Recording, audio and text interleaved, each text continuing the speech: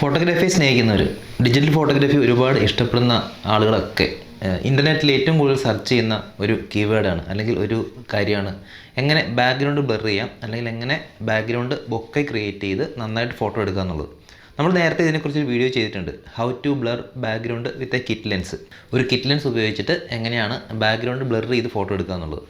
എന്താണ് ഈ background blur ചെയ്ത് ഫോട്ടോ എടുക്കുന്നതുകൊണ്ടുള്ള ഗുണം എന്ന് ചിലരെങ്കിലും ചിന്തിക്കുന്നുണ്ടാവും.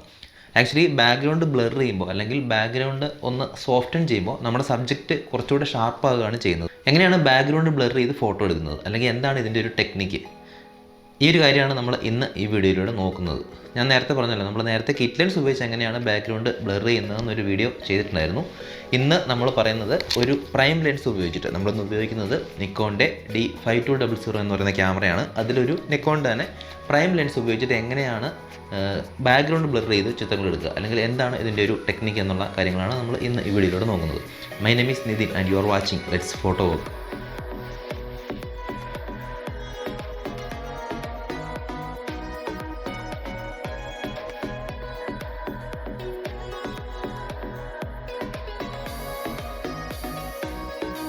നിങ്ങൾ ആദ്യമായിട്ടാണ് നമ്മുടെ ഈ ചാനൽ കാണുന്നതെങ്കിൽ ഒന്ന് സബ്സ്ക്രൈബ് ചെയ്യുക. ഫോട്ടോഗ്രാഫി ഇഷ്ടപ്പെടുന്ന നിങ്ങളുടെ സുഹൃത്തുക്കളിലേക്ക് ഒന്ന് ഷെയർ ചെയ്യുക. ഞാൻ നേരത്തെ ചെയ്ത വീഡിയോയിലും പറഞ്ഞ ഒരു കാര്യമുണ്ട്. എന്തൊക്കെയാണ് ബാക്ക്ഗ്രൗണ്ട് ബ്ലറിനെ നിശ്ചയിക്കുന്ന ഘടകം, അല്ലെങ്കിൽ എന്തൊക്കെയാണ് ബാക്ക്ഗ്രൗണ്ട് ബ്ലർ ഉണ്ടോ അല്ലെങ്കിൽ ബാക്ക്ഗ്രൗണ്ട് ബ്ലർ കിട്ടുമോ ഇല്ലയോ എന്ന് തീരുമാനിക്കുന്ന ഘടകങ്ങൾ. ഒന്ന്, നമ്മൾ ഉപയോഗിക്കുന്ന ലെൻസിൻ്റെ അപ്പർച്ചറാണ്.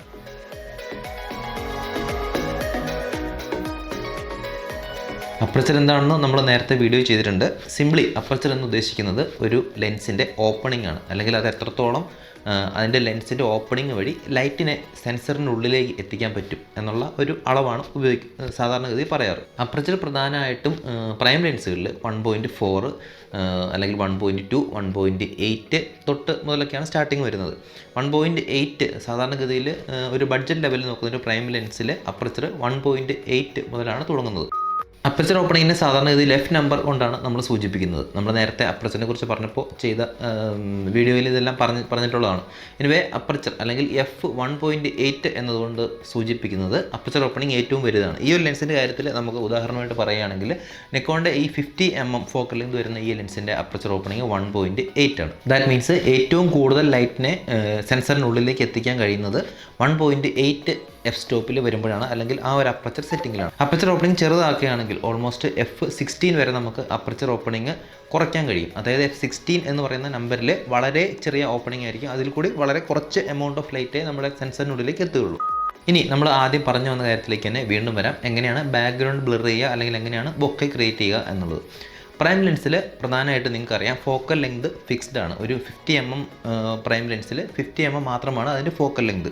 നമുക്ക് ഒരു സബ്ജക്റ്റിൻ്റെ അടുത്തേക്ക് പോവുകയോ അല്ലെങ്കിൽ പുറകിലേക്ക് അടുത്തേക്ക് പോവുകയോ സൂം ഇൻ ചെയ്യുകയോ സൂം ഔട്ട് ചെയ്യുകയോ ചെയ്യണമെങ്കിൽ നമ്മൾ മൂവ് ചെയ്യേണ്ടി വരും, അല്ലെങ്കിൽ നമ്മൾ ഫിസിക്കലി അതിനടുത്തേക്ക് പോയി ക്യാമറ കൊണ്ടുപോകുക, അല്ലെങ്കിൽ ക്യാമറ അതിൻ്റെ പിന്നിലേക്ക് കൊണ്ടുവന്ന് ഒക്കെ നമുക്ക് സൂം ഇൻ അല്ലെങ്കിൽ സൂം ഔട്ട് തുടങ്ങിയ കാര്യങ്ങൾ ചെയ്യാൻ പറ്റും. പ്രധാനമായിട്ടും ബാക്ക്ഗ്രൗണ്ട് ബ്ലറിനെ നിശ്ചയിക്കുന്ന ഘടകങ്ങൾ: 1 അപ്പർച്ചർ, 2 ഫോക്കൽ ലെങ്ത്. ഇവിടെ ഒരു കാര്യം ശ്രദ്ധിക്കുക, നമ്മൾ നേരത്തെ പറഞ്ഞപ്പോൾ നമ്മൾ കിറ്റ് ലെൻസിൻ്റെ കാര്യത്തിൽ നമ്മൾ പറഞ്ഞിട്ടുണ്ടായിരുന്നു ഫോക്കൽ ലെങ്ത് ഈ ബാക്ക്ഗ്രൗണ്ട് ബ്ലറിനെ നിശ്ചയിക്കുന്ന ഘടകമാണ്, അല്ലെങ്കിൽ ബാക്ക്ഗ്രൗണ്ട് ബ്ലർ എത്രത്തോളം വേണമെന്ന് തീരുമാനിക്കുന്ന ഘടകമാണ് ഫോക്കൽ ലെങ്ത് എന്ന് പറഞ്ഞിട്ടുണ്ടായിരുന്നു.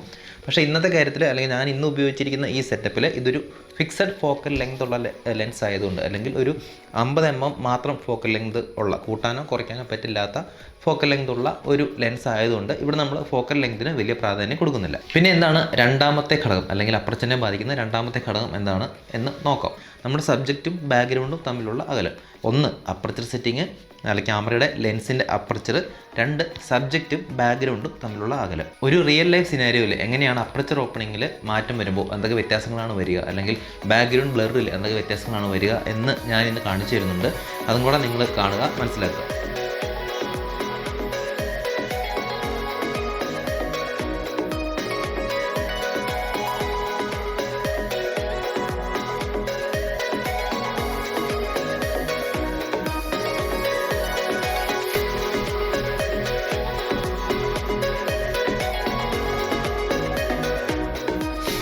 നിങ്ങൾക്ക് കാണാൻ കഴിയും, നമ്മളിപ്പോൾ എടുക്കുന്ന ഈ വീഡിയോയിൽ ഒരു ഇലയാണ് നിങ്ങൾക്ക് കാണാൻ കഴിയുന്നത്. ആ ഇലയിൽ ചെറിയൊരു എന്താ പറയുക, ഒരു ചിലന്തി വലയിൽ തങ്ങി നിൽക്കുന്ന ഇലയും അതിൻ്റെ ബാക്ക്ഗ്രൗണ്ടിൽ കുറച്ച് മരങ്ങളും അതുപോലെ തന്നെ ഒരു വലിയ മരത്തിൻ്റെ തടിയുണ്ട്.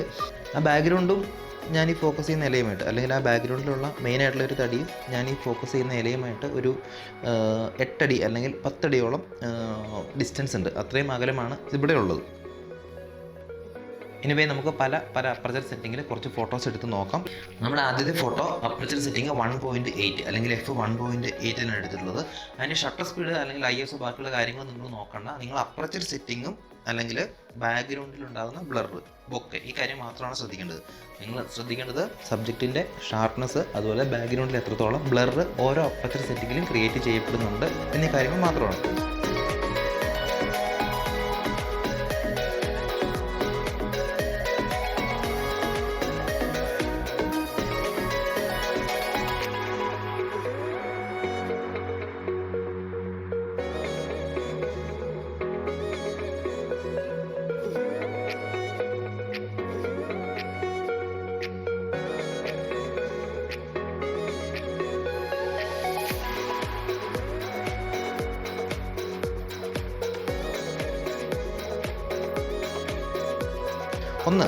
ഒന്നാമത്തെ ഫോട്ടോ 1.8 അപ്പർച്ചർ സെറ്റിങ്ങിൽ എടുത്തിട്ടുള്ളതാണ്. രണ്ടാമത്തെ ഫോട്ടോ f2 അല്ലെങ്കിൽ അതിൻ്റെ നെക്സ്റ്റ് സ്റ്റോപ്പായിട്ടുള്ള f2ലാണ് എടുത്തിട്ടുള്ളത്. മൂന്നാമത്തെ ഫോട്ടോ f2.4ലാണ് എടുത്തിട്ടുള്ളത്. നാലാമത്തെ ഫോട്ടോ f2.8. അതായത് ഈ അപ്പർച്ചർ സെറ്റിങ് നമ്മൾ ഇങ്ങനെ കൂട്ടി കൊണ്ടുവരും തോറും, അല്ലെങ്കിൽ f1.8ൽ നിന്ന് ഇപ്പോൾ 2.8 എത്തിയപ്പോഴേക്കും ബാക്ക്ഗ്രൗണ്ട് ബ്ലറിൽ ഉണ്ടാകുന്ന വ്യത്യാസം നിങ്ങളൊന്ന് കണ്ടു നോക്കുക. എനിവേ അപ്പർച്ചർ സെറ്റിങ് കൂടും തോറും ബാക്ക്ഗ്രൗണ്ട് ബ്ലറിൽ എന്താണ് വരുന്നത്, അല്ലെങ്കിൽ അപ്പർച്ചർ ഓപ്പണിങ് കുറയും തോറും എന്താണ് ബാക്ക്ഗ്രൗണ്ട് ബ്ലറിൽ വരുന്ന വ്യത്യാസം എന്ന് നോക്കുക. നമുക്ക് ബാക്കി മുന്നോട്ടുള്ള ഫോട്ടോയും ഒന്ന് കണ്ടു നോക്കാം. എനിവേ f4ൽ നിങ്ങൾക്ക് ബാക്ക്ഗ്രൗണ്ടിൽ ബ്ലർനെസ് കുറച്ച് കുറഞ്ഞു, അല്ലെങ്കിൽ ബാക്ക്ഗ്രൗണ്ടിലുള്ള കാര്യങ്ങൾ കുറച്ചും കൂടെ ഒന്ന് ഒരു ഫോക്കസിലേക്ക് വരുന്ന പോലെ, അല്ലെങ്കിൽ ബ്ലർനെസ് കുറഞ്ഞ് ബൊക്കെ കുറഞ്ഞ് ഒന്ന് ഷാർപ്പ് ആകുന്നത് പോലെ നിങ്ങൾക്ക് കാണാൻ കഴിയും. സബ്ജക്റ്റ് തീർച്ചയായിട്ടും ഷാർപ്പ് തന്നെയാണ്. Anyway next setting f5.6, f9.5, f16. ഈ f16 എന്നതിലേക്ക് എത്തുമ്പോൾ ഇതിൻ്റെ മാക്സിമം ഈ ലെൻസിൻ്റെ അപ്പർച്ചറാണ്. ഏറ്റവും ചെറിയ ഓപ്പണിംഗ് ആണ് f16, f16 എന്ന് പറയുന്നത്. ഇതിൽ നിങ്ങൾക്ക് കാണാൻ കഴിയും സബ്ജക്റ്റ് ഷാർപ്പാണ്, എന്നാൽ തന്നെ ബാക്ക്ഗ്രൗണ്ട് ബ്ലർ ഓൾമോസ്റ്റ് പൂർണ്ണമായിട്ടും ഇല്ലാതെയായി, അല്ലെങ്കിൽ ബാക്ക്ഗ്രൗണ്ട് ബ്ലർ എന്താ പറയുക വളരെ കുറഞ്ഞു എന്നുള്ളതാണ്. ദാറ്റ് മീൻസ് നമ്മുടെ സബ്ജക്റ്റും ബാക്ക്ഗ്രൗണ്ടും തമ്മിലുള്ള അകലം ഇവിടെ ഫിക്സ്ഡ് ആയിട്ട് വെച്ചുകൊണ്ട് നമ്മുടെ അപ്പർച്ചർ സെറ്റിംഗ് മാറും തോറും f1.8ൽ ഏറ്റവും കൂടുതലുള്ള ഒരു ബാക്ക്ഗ്രൗണ്ട് ബ്ലർ f16ൽ എത്തിയപ്പോൾ ഏറ്റവും കുറഞ്ഞ അപ്പർച്ചർ സെറ്റിങ്ങിലേക്ക് എത്തിയപ്പോൾ ബ്ലർ പോയി എന്നുള്ളതാണ്. അതായത് ബാക്ക്ഗ്രൗണ്ട് ബ്ലർ കിട്ടുന്നത്, അല്ലെങ്കിൽ ഈ ഡെപ്ത് ഓഫ് ഫീൽഡിനെ നിശ്ചയിക്കുന്ന ഒരു പ്രധാന ഘടകം അപ്പർച്ചറാണ് എന്ന് നിങ്ങൾക്ക് ഈ ഒരു എക്സാമ്പിൾ കാണുമ്പോൾ മനസ്സിലാക്കാൻ സാധിക്കും. അപ്പോൾ ഈ ഒരു സെറ്റപ്പിൽ നമുക്ക് പോർട്രേറ്റ് ഫോട്ടോസിൽ, അല്ലെങ്കിൽ പോർട്രേറ്റ് ആളുകളുടെ ഫോട്ടോസ് എടുക്കുമ്പോൾ നമുക്ക് നല്ല രീതിയിൽ ഈ ഒരു സെറ്റപ്പ് ഉപയോഗിക്കാനായിട്ട് പറ്റും. ഫോട്ടോസ് എടുക്കുമ്പോൾ പ്രൈം ലെൻസ് ഉപയോഗിക്കുന്ന ആളുകൾ ഈ ഒരു സെറ്റപ്പ് നോക്കുക. നമ്മൾ നേരത്തെ കിറ്റ് ലെൻസ് ഉപയോഗിച്ച് പറഞ്ഞിരുന്നല്ലോ, ഒരുപാട് ആളുകൾ ആ ഒരു വീഡിയോ കണ്ടിട്ടുണ്ട്. എല്ലാവർക്കും താങ്ക് യു.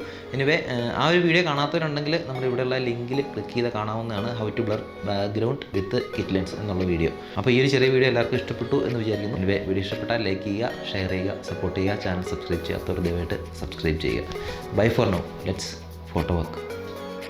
അപ്പോൾ സബ്ജക്റ്റിൻ്റെ ഇതിൽ നമ്മൾ മാറ്റമൊന്നും വരുത്തിയിട്ടില്ല.